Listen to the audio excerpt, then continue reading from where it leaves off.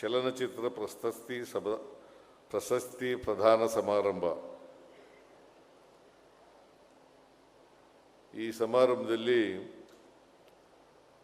ಎಲ್ಲರೂ ಕೂಡ ಶಿಸ್ತಿನಿಂದ ನಡ್ಕೊಳ್ತಾರೆ ಅಂತಕ್ಕಂಥ ಭಾವನೆ ಇದೆ. ನಡ್ಕತ್ತೀರಿ ಕೂಡ, ಯಾರು ಕೂಡ ಶಿಸ್ತಿನಿಂದ ನಡ್ಕೊಳ್ಬಾರ್ದು. ಒಬ್ಬರು ಮಾತನಾಡುವಾಗ ಮಧ್ಯದಲ್ಲಿ ಅಡಚಣೆ ಮಾಡ್ತಕ್ಕಂಥದ್ದು ಇದೆಯಲ್ಲ, ಅದು ಸಾಧು ಅಲ್ಲ.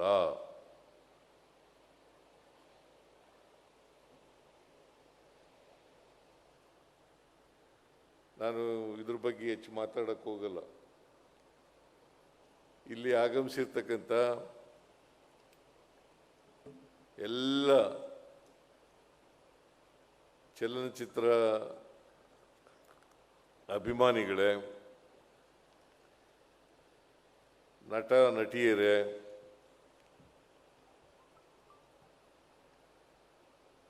ರಾಜ್ಯ ಚಲನಚಿತ್ರ ಪ್ರಶಸ್ತಿ ಪುರಸ್ಕೃತರೇ, ಇತರ ಎಲ್ಲ ಸ್ನೇಹಿತರೇ,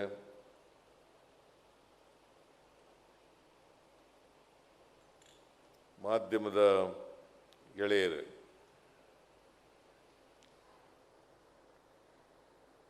ಮೈಸೂರು ನಗರದಲ್ಲಿ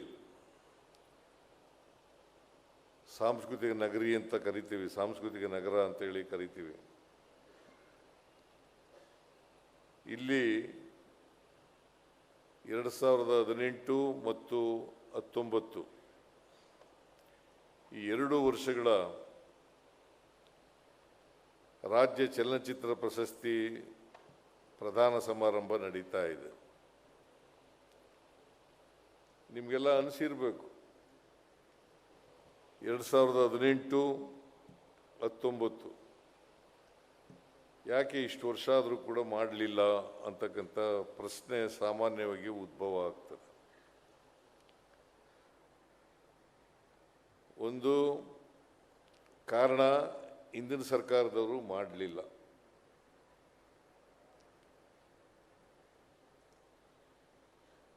ಜೊತೆಗೆ ನಾವು ಕೂಡ 2.5 ವರ್ಷ ಆಯಿತು ಅಧಿಕಾರಕ್ಕೆ ಬಂದು.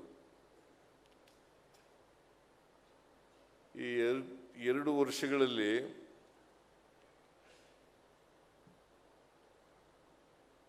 ಹದಿನೆಂಟು 19 ಚಲನಚಿತ್ರ ಪ್ರಶಸ್ತಿ ಪ್ರದಾನ ಮಾಡಬೇಕಾಗಿತ್ತು. ಕಾರಣಾಂತರದಿಂದ ವಿಳಂಬ ಆಯಿತು. ಅದಕ್ಕೆ ನಾನು ತೀರ್ಮಾನ ಮಾಡಿದ್ದೀನಿ, ವಾರ್ತಾ ಇಲಾಖೆಯವ್ರ ಜೊತೆ ಚರ್ಚೆ ಮಾಡಿದ್ದೀನಿ. 18, 19 ಚಲನಚಿತ್ರ ಪ್ರಶಸ್ತಿ ಪ್ರದಾನ ಮಾಡೋಣ. ಕೆಲವೇ ದಿನಗಳಲ್ಲಿ ಶೀಘ್ರವಾಗಿ 20, 21ನೇ ಚಲನಚಿತ್ರ ಪ್ರಶಸ್ತಿ ಪ್ರದಾನವನ್ನು ಮಾಡ್ತೇವೆ ಅಂತಕ್ಕಂಥ ಮಾತುಗಳನ್ನು ಕೂಡ ಈ ಸಂದರ್ಭದಲ್ಲಿ ಹೇಳಲಿಕ್ಕೆ ಬಯಸ್ತೇನೆ. ಇನ್ನು ಮುಂದೆ ಈ ರೀತಿ ಆಗಲಿಕ್ಕೆ ಬಿಡಕ್ಕೆ ಹೋಗಲ್ಲ. ಪ್ರತಿ ವರ್ಷನೂ ಕೂಡ ಆಯಾಯ ವರ್ಷ ಅಂದರೆ ಈ ವರ್ಷ 2024 ಮಾಡಬೇಕಾಗಿತ್ತು. ನಾವು ಪ್ರತಿ ವರ್ಷನೂ ಕೂಡ ಆಯಾಯ ವರ್ಷನೇ ಚಲನಚಿತ್ರ ಪ್ರಶಸ್ತಿ ಪ್ರದಾನವನ್ನು ಮಾಡ್ತೇವೆ ಅಂತಕ್ಕಂಥ ಮಾತುಗಳನ್ನು ಈಗಾಗಲೇ ವಾರ್ತಾ ಇಲಾಖೆಯವ್ರ ಜೊತೆ ಚರ್ಚೆ ಮಾಡಿದ್ದೇನೆ. ಅದನ್ನು ಮಾಡೇ ಮಾಡ್ತೀವಿ ಅಂತಕ್ಕಂಥ ಮಾತುಗಳನ್ನು ಹೇಳಲಿಕ್ಕೆ ಬಯಸ್ತಾ ಇದ್ದೇನೆ.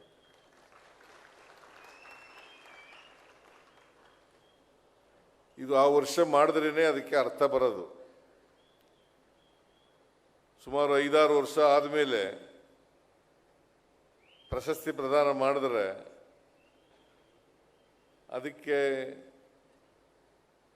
ಅರ್ಥ ಬರಲಿಕ್ಕಿಲ್ಲ ಅಂತಕ್ಕಂಥ ಭಾವನೆಯನ್ನು ನನ್ನದು ಅಂತಕ್ಕಂಥ ಮಾತುಗಳನ್ನು ಹೇಳಲಿಕ್ಕೆ ಬಯಸ್ತಾ ಇದ್ದೇನೆ. ಈ ವರ್ಷ 2018 ಮತ್ತು 19ನೇ ಸಾಲಿನ ರಾಜ್ಯ ಚಲನಚಿತ್ರ ಪ್ರಶಸ್ತಿ ಯಾರ್ಯಾರು ಪಡ್ಕೊಂಡಿದ್ದಾರೆ, ವಿಜೇತರಿದ್ದಾರೆ, ಪುರಸ್ಕೃತರಿದ್ದಾರೆ, ಅವ್ರಿಗೆಲ್ಲರಿಗೂ ಕೂಡ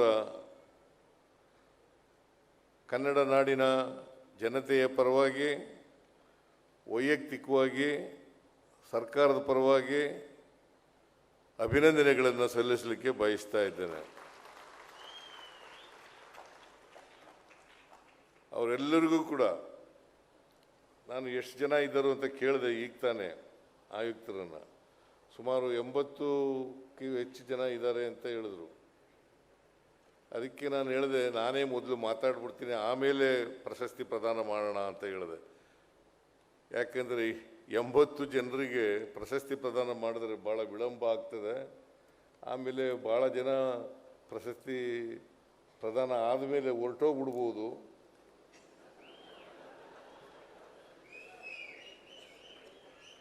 ನನ್ನ ಮಾತು ಯಾರೂ ಕೇಳೋರೇ ಇರೋದಿಲ್ಲ. ಆಮೇಲೆ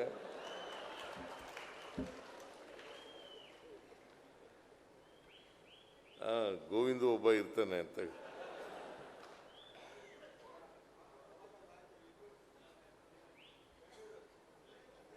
ಎಲ್ಲ ಸುಮ್ಮನೆ ತಮಾಷೆಗೆ ಹೇಳಿದೆ.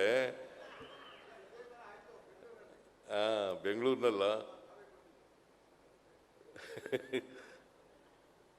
ತಮಾಷೆಗೆ ಹೇಳಿದೆ. ಇದನ್ನ ಯಾರು ಕೂಡ ಗಂಭೀರವಾಗಿ ತಗೋಬೇಕಾದಂಥ ಅಗತ್ಯ ಇಲ್ಲ.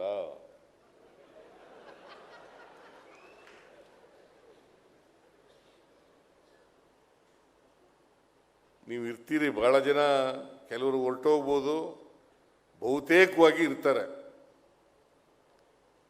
ಆದರೂ ನಾನು ಮುಂಚಿತವಾಗಿ ಮಾತನಾಡಬೇಕು ಅಂತಕ್ಕಂಥದ್ದನ್ನು ಆಯುಕ್ತರಿಗೆ ಹೇಳಿದೆ. ಆಯುಕ್ತರು ಇಲ್ಲ ಪ್ರಶಸ್ತಿ ಆಮೇಲೆ ಮಾಡ್ತೀವಿ, ನೀವು ಮೊದಲು ಮಾತಾಡ್ಬಿಡಿ ಸರ್ ಅಂತ ಹೇಳಿದ್ರು. ಹಾಗಾಗಿ ಮಾತಾಡ್ತಾ ಇದ್ದೇನೆ. ಇದು ಚಲನಚಿತ್ರಗಳು ಹಿಂದೆ ಒಂದು ಕಾಲದಲ್ಲಿ ಆಕ್ಟರ್ಗಳು ಭಾಳ ಕಡಿಮೆ ಇದ್ದರು, ನಟಿಯರು ಭಾಳ ಕಡಿಮೆ ಇದ್ದರು, ನಿರ್ಮಾಪಕರು ಕಡಿಮೆ ಇದ್ದರು, ಡೈರೆಕ್ಟರ್ಗಳು ಕೂಡ ಕಡಿಮೆ ಇದ್ದರು. ಈಗ ಹೆಚ್ಚು ಜನ ನಿರ್ಮಾಪಕರಿದ್ದಾರೆ, ಹೆಚ್ಚು ಜನ ನಿರ್ದೇಶಕರಿದ್ದಾರೆ, ಹೆಚ್ಚು ಜನ ನಟ ನಟಿಯರಿದ್ದಾರೆ, ಮತ್ತು ಬೇರೆ ಸಿಬ್ಬಂದಿ ವರ್ಗದವರೆಲ್ಲ ಕೂಡ ಇದ್ದಾರೆ. ಒಂದು ಕಾಲದಲ್ಲಿ ಆಗ ಒಂದು ವರ್ಷಕ್ಕೆ 2-3 ಸಿನಿಮಾಗಳು, 4-5 ಸಿನಿಮಾಗಳು ತಯಾರಾದರೆ ಹೆಚ್ಚು ಆಯ್ತಾ ಇದ್ದ, ಅವೇ ಹೆಚ್ಚು. ಮತ್ತು ನಾವು ಸಿನಿಮಾ ನೋಡಬೇಕು ಅಂತಂದರೆ ನೋಡ್ದದ್ದೇ ನೋಡಬೇಕು ಸಿನಿಮಾನ. ನಾನು ಓದುವಾಗ, ವಿದ್ಯಾರ್ಥಿಯಾಗಿದ್ದಾಗ ಪ್ರತಿದಿನ ಸಿನಿಮಾ ನೋಡ್ತಿದ್ದೆ, ಪ್ರತಿದಿನ. ಇತ್ತೀಚಿನ ದಿನಗಳಲ್ಲಿ ಸಿನಿಮಾಗಳು ಜಾಸ್ತಿ ಆಗ್ಬಿಟ್ಟು ಸಿನಿಮಾ ನೋಡೋದೇ ಬಿಟ್ಬಿಟ್ಟೆ ನಾನು.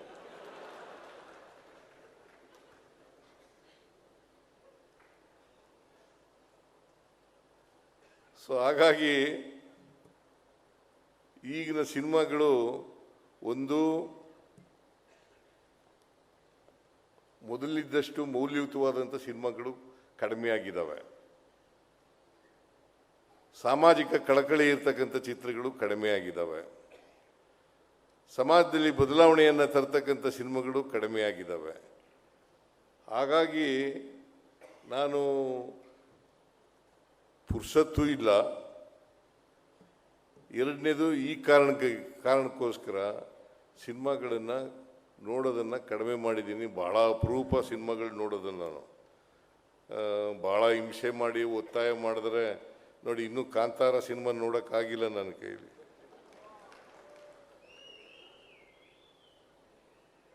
ಚೆನ್ನಾಗಿದೆ ಅಂತ ಹೇಳ್ತಾರೆ, ಭಾಳ ದುಡ್ಡು ಗಳಿಸಿದೆ, ಚೆನ್ನಾಗೂ ಇದೆ, ಸಮಾಜದ ಮೇಲೆ ಪರಿಣಾಮವನ್ನು ಬೀರ್ತದೆ ಅಂತಕ್ಕಂಥ ಮಾತುಗಳನ್ನು ಹೇಳ್ತಾರೆ.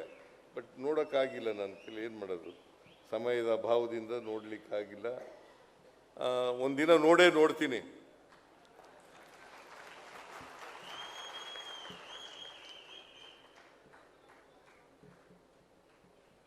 ಇವತ್ತು ಡಾಕ್ಟರ್ ರಾಜ್ಕುಮಾರ್, ಪುಟ್ಟಣ್ಣ ಕಣಗಾಲ್, ಆಮೇಲೆ ಡಾಕ್ಟರ್ ವಿಷ್ಣುವರ್ಧನ್,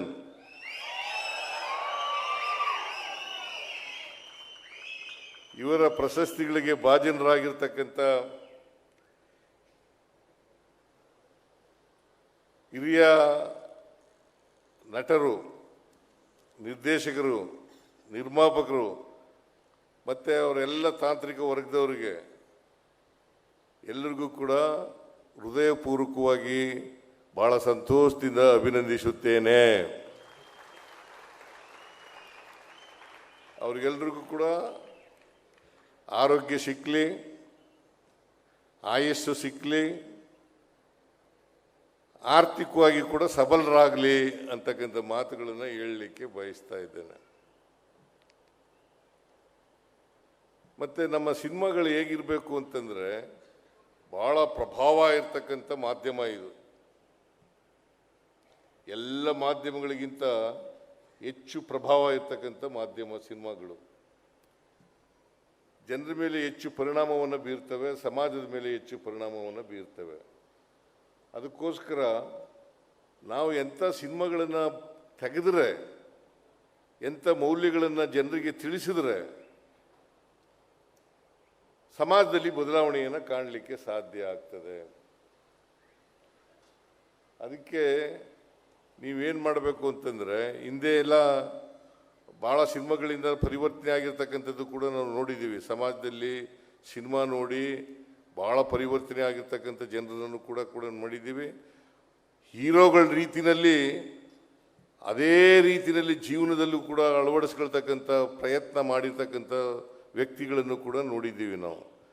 ಸೊ ಈಗ ಸಿನಿಮಾ ನೋಡಿ ಬದಲಾವಣೆ ಆಗ್ತಕ್ಕಂಥದ್ದು ಭಾಳ ಕಡಿಮೆ ಆಗಿದೆ. ಸಿನಿಮಾದ ರೀತಿಯಲ್ಲಿ, ಆ ಹೀರೋಗಳ ರೀತಿಯಲ್ಲಿ, ಯಾಕಂತಂದರೆ ಹೀರೋಗಳಿದಾರಲ್ಲ, ತಾರೆಯರು ಇದ್ದಾರಲ್ಲ, ಸಿನಿಮಾ ತಾರೆಯರು ಇದ್ದಾರಲ್ಲ, ಈ ಸಿನಿಮಾ ತಾರೆಯರು ಕಂಡ್ರೆ ಜನರಿಗೆ ಬಹಳ ಗೌರವ ಜಾಸ್ತಿ ಇರ್ತದೆ ಮತ್ತು ಅವ್ರನ್ನ ಅನುಸರಿಸ್ತಕ್ಕಂಥದ್ದು ಜಾಸ್ತಿ ಇರ್ತದೆ. ಅದಕ್ಕೋಸ್ಕರ ನಿಜ ಜೀವನದಲ್ಲೂ ಕೂಡ ನೀವು ಪರದೆ ಮೇಲೆ ಹೇಗೆ ಇರ್ತೀರಿ ಅದೇ ರೀತಿ ನಿಜ ಜೀವನದಲ್ಲೂ ಕೂಡ ಇರ್ತಕ್ಕಂಥ ಪ್ರಯತ್ನವನ್ನು ಮಾಡಿದಾಗ ಮಾತ್ರ ಹೆಚ್ಚು ಸಮಾಜದ ಮೇಲೆ ಬೆಳಕನ್ನು ಚೆಲ್ಲಿದಾಗ ಆಗ್ತದೆ ಅಂತಕ್ಕಂಥ ಮಾತುಗಳನ್ನು ಈ ಸಂದರ್ಭದಲ್ಲಿ ಹೇಳಲಿಕ್ಕೆ ಬಯಸ್ತಾ ಇದ್ದೇನೆ. ಅಲ್ವಾ?